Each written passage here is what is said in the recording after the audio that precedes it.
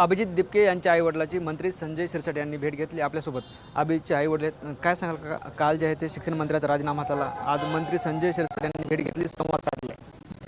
नाही तर विचारपूस करायला आले होते कारण त्यांचे आमचे फॅमिली संबंध आहेत।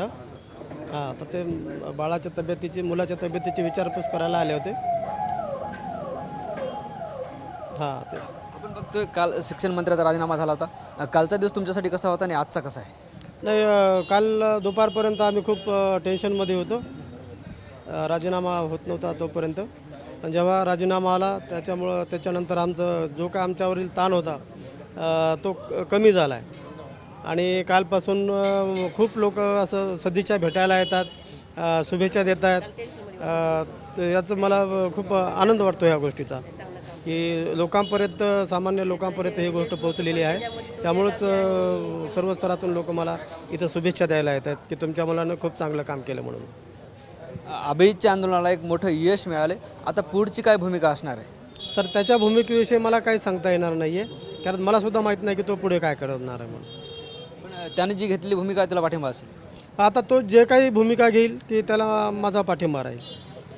आपल्यासोबत अभिजितच्या आई आहेत, काय सांगाल? खरं तर तब्येत बरी नाही आहे, कधी बोलणं झालं अभिजितसोबत? आज सकाळी त्याला व्हिडिओ कॉल करून बोलले तर सलाईन इंजेक्शन वगैरे चालू आहे मम्मी, मला 3-4 दिवस लागतील, डॉक्टर म्हणले म्हणे आरामच करा म्हणे।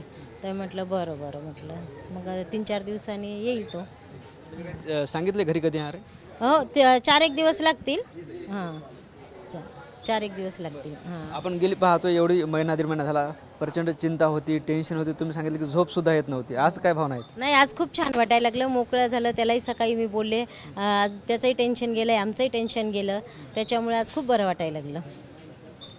आज म्हणजे छान वाटतंय की बाबा, आणि संजय शिरसाट साहेबांना आमच्या जुने संबंध आहेत, त्याच्यामुळे ते आज घरी आले तर अजूनही बरं वाटलं की नाही बाबा आपले पालकमंत्री आपल्या इथे येऊन गेले, तर अजूनही आनंद झाला चांगला।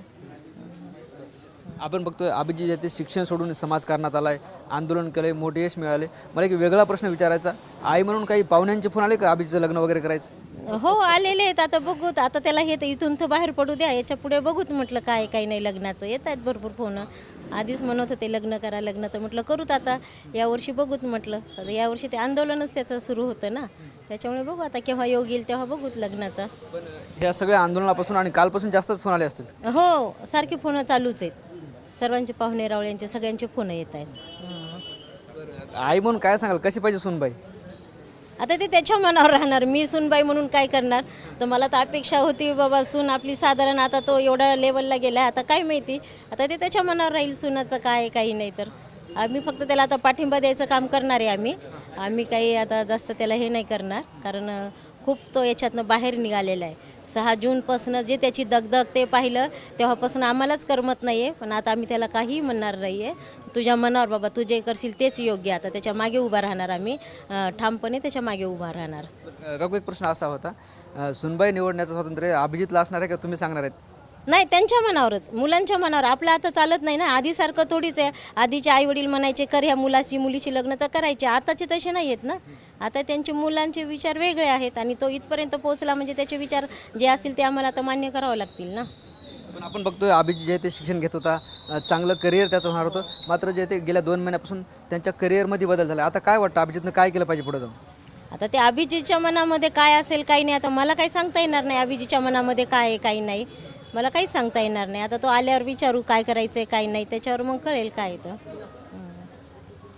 निश्चित आपण बघतोय अभिजितचे आई आणि वडील आपल्यासोबत होते, ज्या पद्धतीनं अभिजितनं आंदोलन केलं, मोठे यश अभिजितच्या आंदोलनाला मिळाले आणि त्याच्या आईने सुद्धा आपल्याशी बोलताना प्रतिक्रिया दिली। काही दिवसापासून ज्याचे अभिजितच्या लग्नासाठी फोन येत होते, मात्र हे सगळं आंदोलन सुरू झालं आणि त्याचं लग्न करायचं, मात्र सुनबाई निवडण्याचा अधिकार अभिजितलाच आहे, आज सुद्धा त्यांनी सांगितले। कॅमेरा पर्सन जीवन पाटलासह ज्ञानेश्वर लोंढे, TV9 मराठी, छत्रपती संभाजीनगर।